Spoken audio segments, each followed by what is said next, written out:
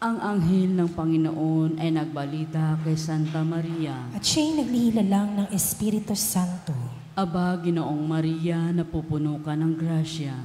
Ang Panginoong Diyos ay sumasa iyo. Bukod kang pinagpala sa babaeng lahat, at pinagpala naman ang iyong anak na si Jesus. Santa Maria, Ina ng Diyos, ipanalangin mo kaming makasalanan, ngayon at kung kami mamamatay. Amen. Narito ang alipin ng Panginoon. Maganap nawa sa akin ang ayon sa wika mo. Aba, Ginoong Maria, napupuno ka ng grasya. Ang Panginoong Diyos ay sumasa iyo. Bukod kang pinagpala sa babaeng lahat, at pinagpala naman ang iyong anak na si Jesus. Santa Maria, Ina ng Diyos, ipanalangin mo kaming makasalanan, ngayon at kung kami mamamatay. Amen. At ang salita ay nagkatawang tao. At nakipamuhay sa atin. Aba, Ginoong Maria, napupuno ka ng grasya. Ang Panginoong Diyos ay sumasa iyo. Bukod kang pinagpala sa babaeng lahat, at pinagpala naman ang iyong anak na si Jesus. Santa Maria, Ina ng Diyos, ipanalangin mo kaming makasalanan, ngayon at kung kami mamamatay. Amen. Ipanalangin mo kami, O Santa na Ina ng Diyos, nang kami maging dapat makinabang sa mga pangako ni Kristo. Manalangin tayo. Panginoon naming Diyos, kasiyahan mo nawa ang aming mga kaluluwa sa iyong mahal na grasya, at yayamang dahilan sa pamamagitan ng anghel ay nakilala namin ang pagkakatawang tao ni Jesucristong anak mo, pakundangan sa mahal na pasakit at pagkamatay niya sa krus. Papakinabangan mo kami ng kanyang pagkabuhay na magmuli sa kadakilaan sa langit, sa pamagitan ni Jesucristong aming Panginoon. Amen. Luwalhati sa Ama at sa Anak at sa Espiritu Santo. Kapara nun sa unang-una, ngayon at magpakailanman, magpasa walang hanggan. Amen. Sa ngalan ng Ama, ng Anak at ng Espiritu Santo. Amen.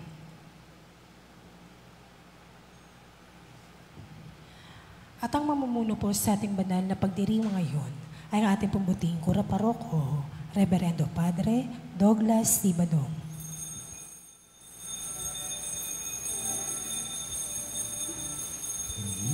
Ng Panginoon, umawit ng kagalakan at tutugin ang gitara at ang kaaya-ayang lira. Ipan ninyo ang trumpeta, kaya Pangino'y dinggin, ang landas niya'y tahakin, habang buhay ay purihin, kagandang loob niya sa atin. Purihin ang Panginoon, umawit ng kagalakan, at tutugin ang gitara at ang kaaya-ayang lira. Ipan ninyo ang trumpeta, ipan ng trumpeta.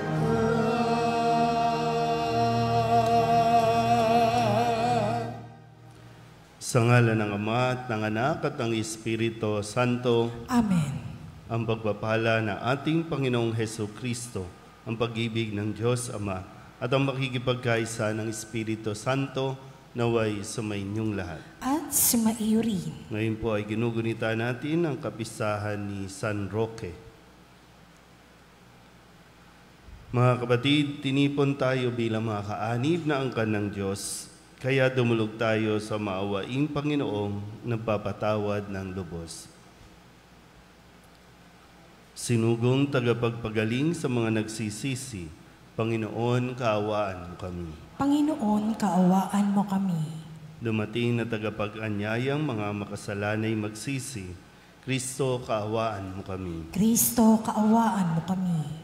Nakaluklok ka sa kanan ng Diyos Ama para ipamagitan kami. Panginoon, kaawaan mo kami. Panginoon, kaawaan mo kami. Kaawaan tayo na makapangyarihang Diyos, patawarin tayo sa ating mga kasalanan at patnubayan tayo sa buhay na walang hanggan. Amen. Manalangin tayo. Ama naming makapangyarihan, ikaw lamang ang banal at walang mabuting iiral kundi dahil sa iyo lamang. Pakundangan sa pagdalangin ni San Roque, ipag-utos mong kami mamuhay nang di dapat makabawas sa iyong kadakilaan sa pamamagitan ni Jesucristo kasama ng Espiritu Santo magpasawalang hanggan. Amen. Magsiupo po lahat.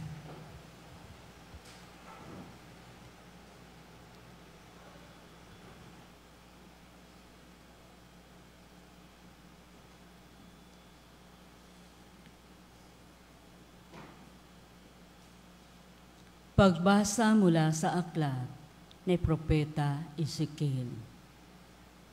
Sinabi sa akin ng Panginoon, Tao, ipamukha mo sa Jerusalem ang kanyang kasuklam-suklam na gawain. Sabihin mong ipinasasabi ng Panginoon na kanyang Diyos, Ikaw ay mula sa Kanaan, Amoriro, ang iyong ama at Hitiya ang iyong ina. Nang ikaw ay isilang, hindi ka pinutulan ng pusod, ni pinaliguan, ni kinuskus ng asin, ni binalot ng lampin. Walang nag-ukol ng panahon upang gawin sa iyo ang isa man sa mga bagay na dapat gawin. Wala man lamang naawa sa iyo. Basta ka na lamang inilapag sa lupa nang ikaw ay isilang. Nadaanan kitang kakawag-kawag sa sarili mong dugo. Sinabi ko sa iyo noon na mabubuhay ka at lalaking tulad ng mga halaman sa parang. Lumaki ka nga at naging dalaga. Maganda ang iyong dibdib, mahaba ang iyong buhok. Ngunit ikaw ay hubad. Nang madaanan kita uli, nakita kong ikaw ay ganap ng dalaga at ibinalabal ko sa iyo ang aking kasuutan upang matakpan ang iyong kahubaran. Nangako ako sa iyo ng buong katapatan. Nakipagtipan ako sa iyo at ikaw ay naging akin. Pinaliguan kita. Nilinis ko ang dugo mo sa katawan at pinahiran kita ng langis.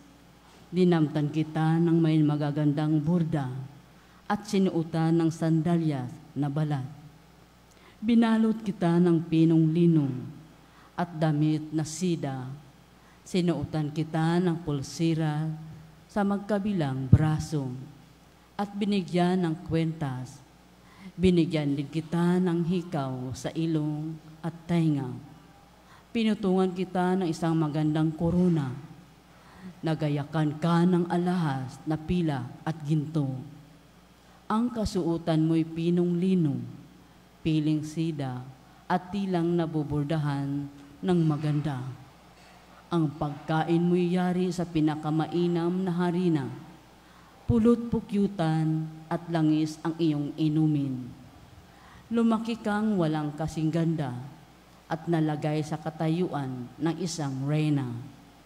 Natanyag sa lahat ng bansa ang iyong kagandahan, bagkat lalo itong pinatingkad ng mga palamuting iginaya ko sa iyo. Ngunit naging palalo ka dahil sa iyong kagandahan.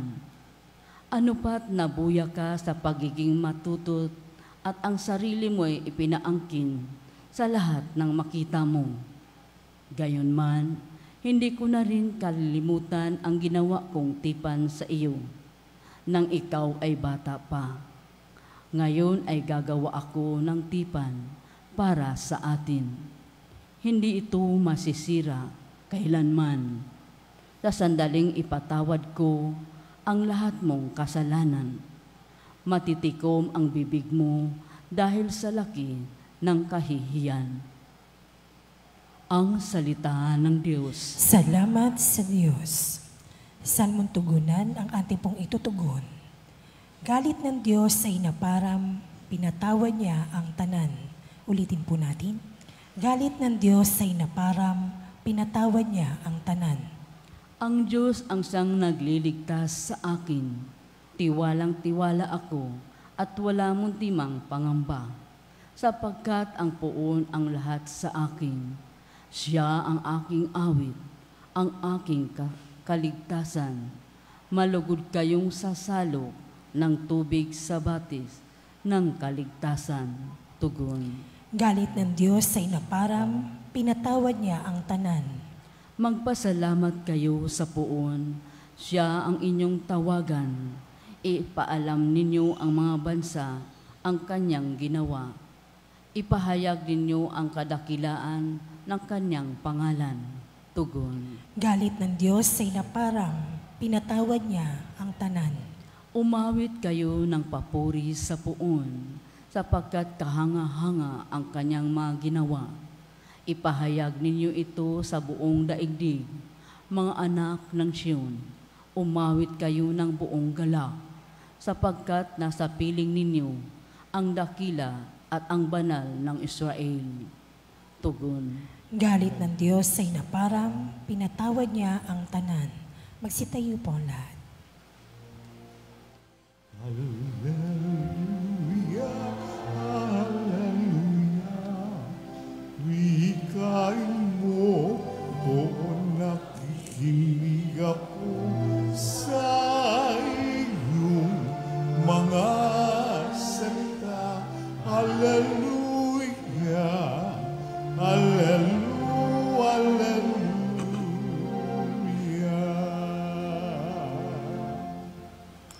Sumainyo ang Panginoon. At sumaiyo rin. Ang mabuting balita ng Panginoon ayon kay San Mateo. Papuri sa iyo, Panginoon. Noong panahong iyon, may mga Pariseyong lumapit kay Jesus at tinangkang siluin siya sa pamamagitan ng tanong na ito. Naaayon ba sa kautusan na hiwalayan ng lalaki ang kanyang asawa sa kahit anong kadahilanan? Sumagot si Jesus, hindi pa ba ninyo nababasa sa kasulatan na sa pasimulay nilalang sila ng may kapal, lalaki at babae?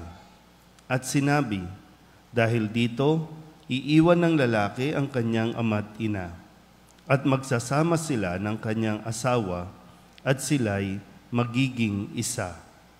Kaya't hindi na sila dalawa, kundi isa. Ang pinagsama ng Diyos ay huwag paghiwalayin ng tao. Tinanong siya ng mga Pariseyo, bakit iniutos ni Moises na bigyan ng lalaki ang kanyang asawa ng kasulatan sa paghihiwalay bago hiwalayan iyon? Sumagot si Jesus, dahil sa katigasan ng inyong ulo, kaya ipinahintulot ni Moises na hiwalayan ninyo ang inyong asawa. Subalit hindi gayon sa pasimula. Kaya sinasabi ko sa inyo, sino mang lalaking humiwalay sa kanyang asawa sa anumang dahilan, liban sa pakikiapid at mag-asawa sa iba, ay nangangalunya. At ang mag-asawa sa babaeng hiniwalayan ay nangangalunya rin.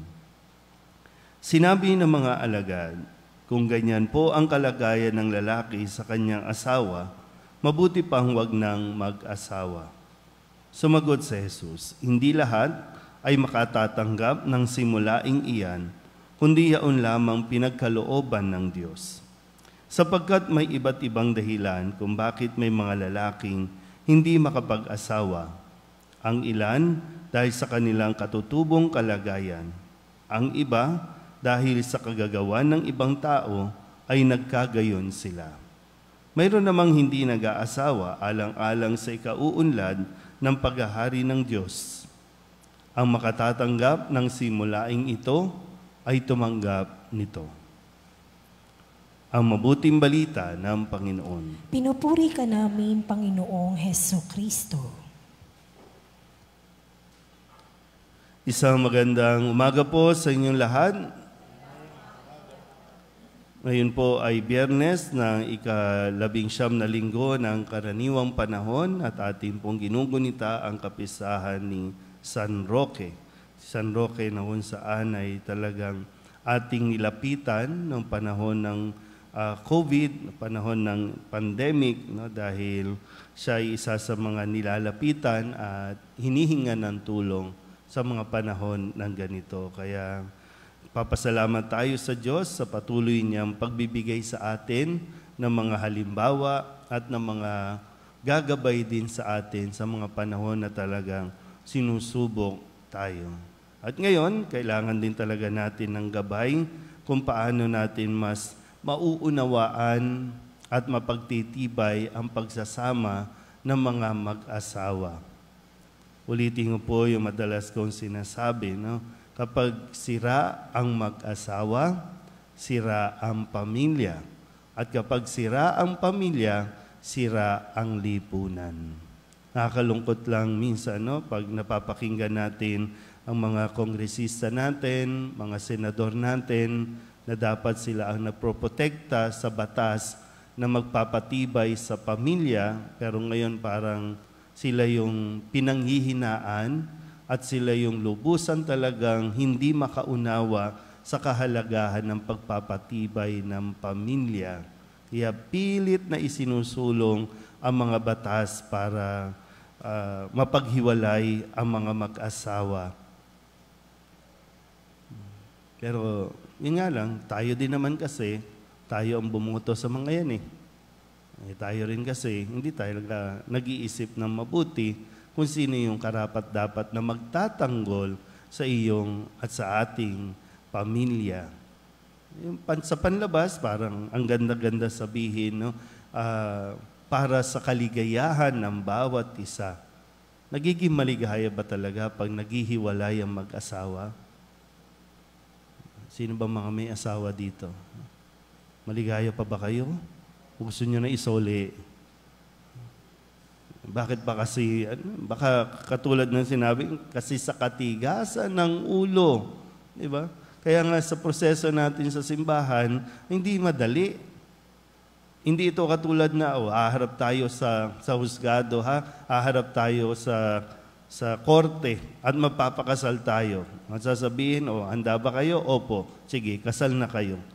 Sa simbahan, hindi. May proseso. Dadaan kayo sa interview, dadaan kayo sa mga seminar para malubusan ninyo maintindihan bago kayo humarap sa altar na sasabihin ninyo, opo, till death do us part. Paiyak-iyak pa yan, di ba? No? Paiyak-iyak pa habang naglalakad. No? Tapos isang buwan, nakita na lumalabas na yung mga ugaling, ayaw na. Gusto nang isoli ang isa. At gusto na namang humanap ng iba. Lagi natin ganun yung nagiging dahilan. Hindi na po ako masaya. Kaya nga bago ka pumasok, kailangan mo itong pag-isipan ng mabuti. Hindi lang ito basta masaya. At yung tanong din, magiging masaya at magpapatuloy ba yung kasiyahan ninyo? Kasi pag mag-asawa na parang, di ba? Paano nyo ba ito ninatrato ang isa't isa ngayong mag-asawa na kayo? Nung hindi pa mag-asawa, super lambing, super sweet, bigay ka ng bigay ng regalo, di ba? No? Ang dami mong pangako, ang dami mong sinasabi, ngawa ka ng ngawa. Diba, pag nanliligaw, no, lalaki, salita ng salita. No? Pag mag-asawa na, yung babae na ang salita ng salita. No? Ang kamanitad na. Pero bakit nga ba, di ba? Ano nangyayari? Di ba? Dahil ba mag-asawa na, gano'n na lang, nawawala na yung respeto sa isa't isa. Kasi para ang tingin na, akin ka na, pag-aari na kita. Pero, di ba? Kasi ito yung una, no? Sa unang pagbasa, ipinapahayag ni Propeta Ezekiel, ito ganito niligawan ng Diyos ang Israel. Binihisan niya, sinuotan niya ng magagandang damit, sinuotan niya ng korona, itinaas ang kanyang dangal. Na dati, sabi dito, siya ihubad, walang gustong kumilala sa kanya, pero minahal siya ng Diyos at binihisan. nagtaksil ang Israel, minahal pa rin siya ng Diyos at hindi niya pinutol ang kanyang pakikipagtipan sa kanila. At siya'y laging handang maghintay sa pagbabalik nito. Kaya minsan sinasabi ko po, no, kung magpapakasal kayo, huwag kayong puyat. Kasi di ba yung ngayon ang kasal, kagabi, puyat pa yan, nagparty pa yan, nagdespedida pa yan, kung ano-ano pa mga pinaggagawa, kaya pagdating ng kasal, tulala. Pag tinatanong mo na, handa ka bang maging asawa? Handa mo bang paglingkuran? Handa ka bang, hindi, lutang, hindi alam kung ano yung sasagot. Laging best solution, maghiwalay tayo. Okay lang naman maghiwalay. Pero yung conception natin ng paghihiwalay, hindi sinasabi dito, no, na kung maghihiwalay kayo, sige, maghiwalay lang kayo. Pero mag-asawa pa rin kayo. At hindi kayo pwedeng pumatol sa iba. Kasi kapag pumatol kayo sa iba, pangangalo niya na yon. Kasalanan mortal na yon sa Diyos. Pagtataksil na yon. Kung unawain lang natin mabuti, nakakalungkot kasi, di ba? Marami sa mga kongresista, senador, Katoliko. Ibang religion, di ba? Pinapahalagahan pa nila. Tayo, mga Katoliko mismo, nasa nakikinig o sinasabing Kristiyano, pero ayaw nating unawain ito. Gusto pa nating kontrahin ang sinasabi ni Jesus. Kaya sa umpisa pa lang, talaga bang sa pag-aasawa ka, kaya mo ba talagang panindigan? Diyan ka ba talaga tinatawag ng Diyos o pinipilit mo lang? Madalas ko din sinasabi sa mga magulang, hindi porket nabuntis, ipapakasal na ninyo. Hindi porket nabuntis, ipapakasal na ninyo. Huwag niyong pilitin. Nagkamali na yan. Baka magkamali pa sa pangalawang desisyon. Hayaan niyo munang pag-isipan ng mabuti at huwag niyong pagsasamahin. Kailangan maging buo ang kanilang desisyon. Kasi kapag nagpakasal na, yan yung panghabang buhay. Hintayin niyo, pag namatay yan, tapos na ang kasal ninyo. Yung mga namatayan na dito, dalaga na kayo uli. Huwag na kayong umulit. No? Diba? Para mas maging maayos. At i-google natin din ang panahon natin para sa Diyos. Kung ikaw ay para sa pag-aasawa, yan ang iyong misyon. Kung hindi ka para sa pag-aasawa, ibigay mo ang buong buhay mo sa paglilingkod sa Diyos o sa simbahan. Amen?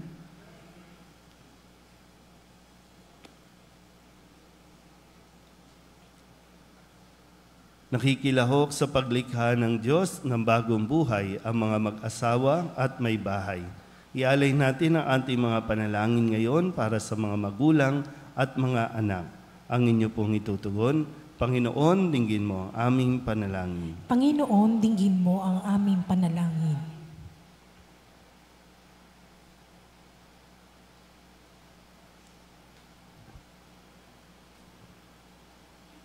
Ang simbahan naway tunay na maituro sa kanyang mga miyembro ang totoong dangal ng kasal at tulungan ang mga mag-asawa na manatiling magkasama sa banal nilang buhay may asawa. Manalangin tayo sa Panginoon. Panginoon, dinggin mo ang aming panalangin. Ang mga pinuno ng gobyerno at mga mambabatas naway magpatupad ng mga batas at tuntunin na nagtatag ng tahanan at hindi sumira nito. Manalangin tayo sa Panginoon. Panginoon, dinggin mo ang aming panalangin. Ang mga dumaranas na mga pagsubok sa kanilang buhay may asawa, naway makatanggap ng biyaya na makapagsumikap isabuhay ang kanilang mga pangako. Manalangin tayo sa Panginoon. Panginoon, dinggin mo ang aming panalangin. Ang mga pamilyang nasira dahil sa diborsyo at paghihiwalay, naway makatagpo ng suporta at pangunawa sa kanilang kapwa-tao, sa kanilang komunidad. Manalangin tayo sa Panginoon. Panginoon, dinggin mo ang aming panalangin. Ang mga yumao nating mga kamag-anak at kaibigan, naway magtamo ng kaligayahan at kapayapaan sa walang hanggang tahanan ng Diyos. Manalangin tayo sa Panginoon. Panginoon, dinggin mo ang aming panalangin. Upang mamayani ang kapayapaan sa Ukraine, sa Holy Land at sa buong mundo, at ipag-adya nawa ang sangkatauhan sa karahasan, kasakiman at mang-aabuso ng kapangyarihan na nagdudulot ng paghihirap at kamatayan sa marami. Manalangin tayo sa Panginoon. Panginoon, dinggin mo ang aming panalangin. Upang ang lahat naman nagdurusa dahil sa kalupitan ng digmaan ay daglian ng makaranas ng kapayapaan at mabuhay ng may kapanatagan at kalayaan. Manalangin tayo sa Panginoon. Panginoon, dinggin mo ang aming panalangin. Idulog din natin sa Panginoon ang ating mga personal na kahilingan, mga panalangin para sa ating mga pamilya, kasama din ang mga kahilingan ng mga nanonood sa online. Lahat ng mga misang pasasalamat, espesyal na intensyon, agarang paggaling ng mga may sakit, at ang lahat ng mga kaluluwa na inihiling na ipagdasal sa misang ito.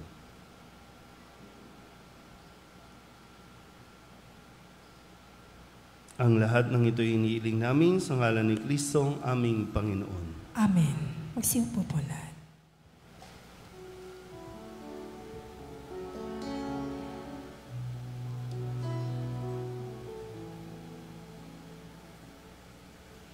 Panginoon, aming buhay, bawat dala at lumbay, bawat pangarap naming taglay sa palad mo ilalagay. Manalangin kayo mga kapatid upang paghahain natin ay kalugdan ng Diyos Amang makapangyarihan. Tanggapin nawa ng Panginoon itong mga paghahain sa iyong mga kamay, sa kapurihan niya at karangalan, sa ating kapakinabangan at sa buong sambayanan niyang banal. Ama naming lumikha, ipagkaloob mo ang aming mapagkumbabang paglilingkod, ay kalugdan mo sa ikararangal ng mga banal mong ikinalulugod at sa ikadadalisay ng aming katauhan at loob sa pamamagitan ni Jesucristo kasama ng Espiritu Santo magpasawalang hanggan. Amen. Sumainyo ang Panginoon. At sumaiyo rin. Itaas sa Diyos ang inyong puso at diwa. Itinaas na namin sa Panginoon. Pasalamatan natin ang Panginoong ating Diyos. Marapat na siya ay pasalamatan. Ama naming makapangyarihan, tunay nga marapat na ikaw ay aming pasalamatan. Ang pagpaparangal sa iyong kabutihay, lagi mong pinaalingaw-ngaw sa iyong sambayanan, sa pagkakaroon ng mga kaanib na maaasahan at tapat tulad mo sa pananagutan, upang magbunga ang punyagi ng iyong anak, na sa iyong pag-ibig kami makatulad. Ang mga banal na tao'y tumutulong sa lahat sa pagbibigay halimbawa at pananalangin wagas. Kaya kaysa ng mga anghel ang sisiawit ng papuri sa iyo, nang walang humpay sa kalangitan, kami nagbubunyi sa iyong kadakilaan.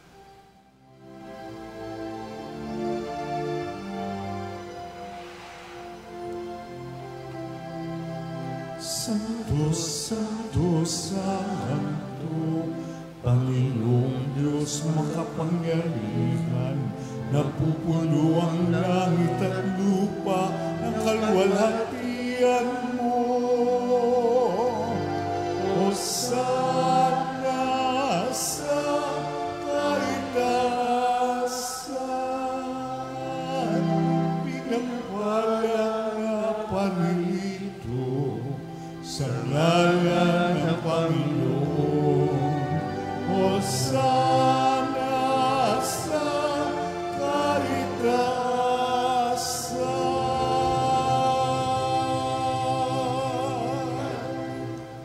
Ama naming banal, ikaw ang bukal ng tanang kabanalan, kaya't sa pamamagitan ng iyong Espiritu, gawin mong banal ang kaloob na ito upang para sa aming maging katawan at dugo ng aming Panginoong Heso Kristo.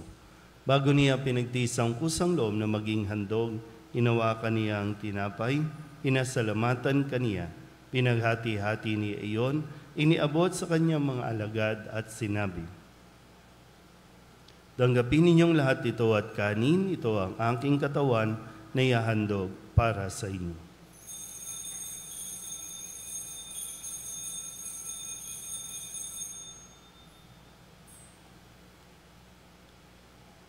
Gayun din naman, nung matapos ang hapunan, hinawakan niya ang kalis, muli kaniyang pinasalamatan.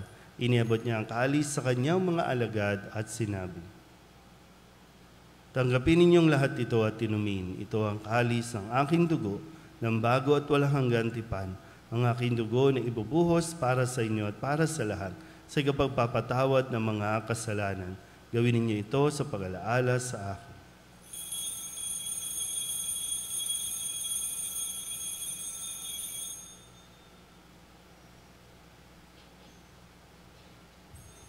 Ipagbunyi natin ang misteryo ng pananampalataya. Si Kristo'y namatay, si Kristo'y nabuhay, si Kristo'y babalik sa wakas ng panahon. Ama, ginagawa namin ngayon ang pag-alaala sa pagkamatay at muling pagkabuhay ng iyong anak, kaya tiniaalay namin sa iyo ang tinapay na nagbibigay buhay at ang kalis na nagkakaloob ng kaligtasan. Kami nagpapasalamat dahil kami iyong minarapan na tumayo sa harap mo para maglingkod sa iyo. Isinasamo namin kami magsasalo-salo sa katawan at dugo ni Kristo ay mabuklod sa pagkakaisa sa pamamagitan ng Espiritu Santo. Ama, lingapin mo ang iyong simbahang laganap sa buong daigdig.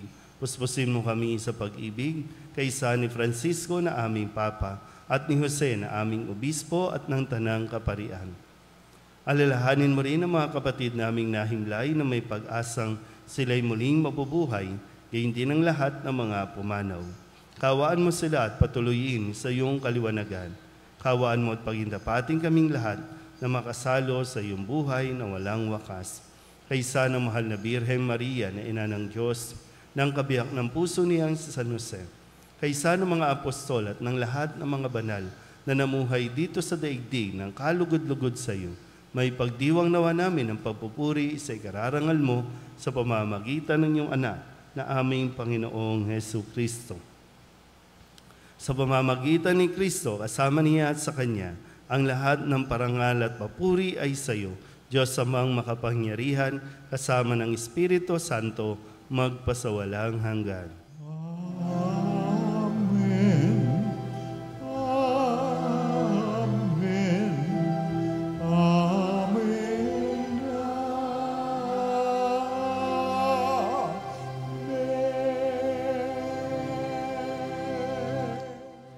Sa tagubili ng mga nakagagaling na utos at turo ni Jesus sa Panginoon natin at Diyos, ipahayag natin ang lakas loob.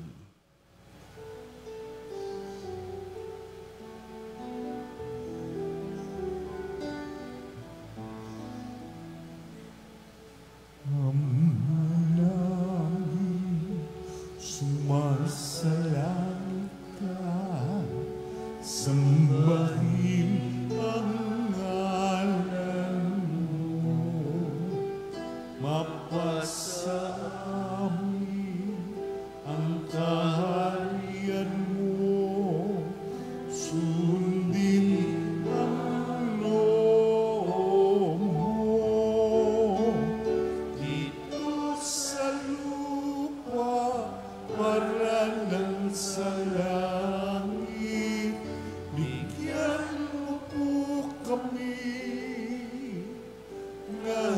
ngayon ng aming kakanin sa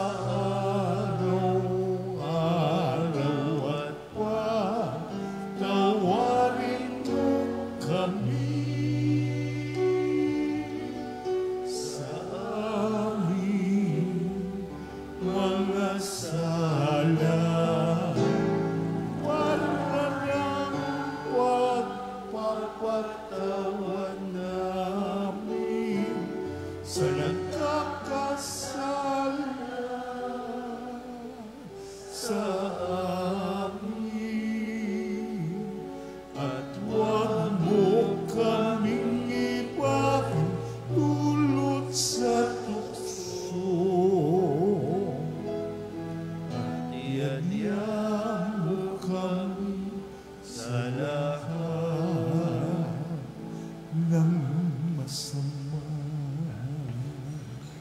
Hinihiling namin kami iadya sa lahat na masama, pagkalooban ng kapayapaan araw-araw, iligtas sa kasalanan at ilayo sa lahat ng kapahamakan, samantalang aming pinananabikan ang dakilang araw ng pagpapahayag ng tagapagligtas naming sa Jesucristo. Sapagkat iyo ang kaharian at ang kapangyarihan at ang kapurihan magpakailanman. Amen. Panginoong Jesucristo, sinabi mo sa iyong mga apostol, kapayapaan ang iniiwan ko sa inyo, aking kapayapaan ang binibigay ko sa inyo. Tunghayan mo ang aming pananampalataya at huwag ang aming mga pagkakasala.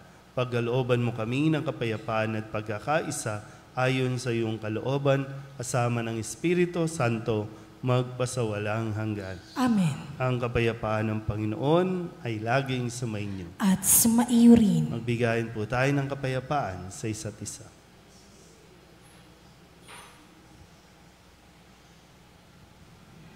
Kordero ng Diyos na nag-aalis sa mga kasalanan ng sanlibutan, maawa ka sa amin. Kordero ng Diyos na nag-aalis sa mga kasalanan ng sanlibutan, maawa ka sa amin. Kordero ng Diyos na nag-aalis sa mga kasalanan ng sanlibutan, ipagkaloob mo sa amin ang kapayapaan. Magsiluhod po lahat.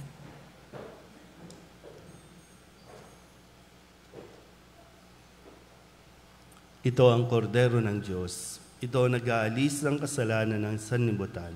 Mapalad ang mga inaanyayahan sa kanyang piging. Panginoon, hindi ako karapat-dapat na magpatuloy sa iyo, ngunit sa isang salita mo lamang ay gagaling na ako.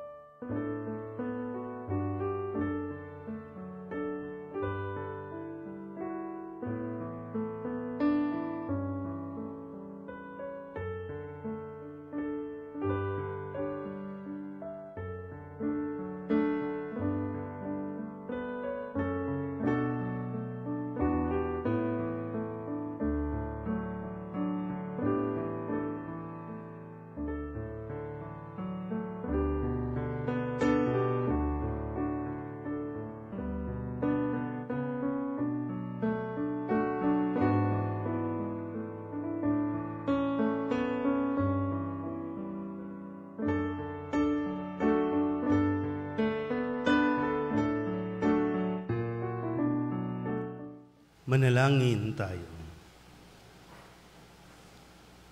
Ama naming mapagmahal, sa pagsilang sa langit ng mga banal, kaming mga nakinabang ay dumadalangin magkamit ng di magmamaliw na kabutihan, ngayon pa man ay minagandang loob mong ibigay sa pamamagitan ni Jesucristo kasama ng Espiritu Santo magpasawalang hanggan. Amen. Una po, nais ko lang po magpasalamat sa lahat ng mga nanood at nakiisa sa ating Solidad Music Kwentuhan kagabi po. At ito ay FB Live for the benefit ng ating mga scholars or para sa scholarship fund. As of kanina po, nakalikom po tayo ng more or less 90,000 para sa fund ng scholars. Kaya maraming salamat po. Please continue sharing yung ating music kwentuhan. Baka sakali may mga makatulong pa po para makalikom tayo ng pondo. Salamat po. Sumainyo ang Panginoon at sumaiyo rin. at pagpalain kayo ng makapangyarihang Diyos, Ama at Anak, at Espiritu Santo. Amen. Tapos sa banal na misa, humayo tayo sa kapayapaan ni Kristo. Salamat sa Diyos. Magandang umaga po. Good morning, Father.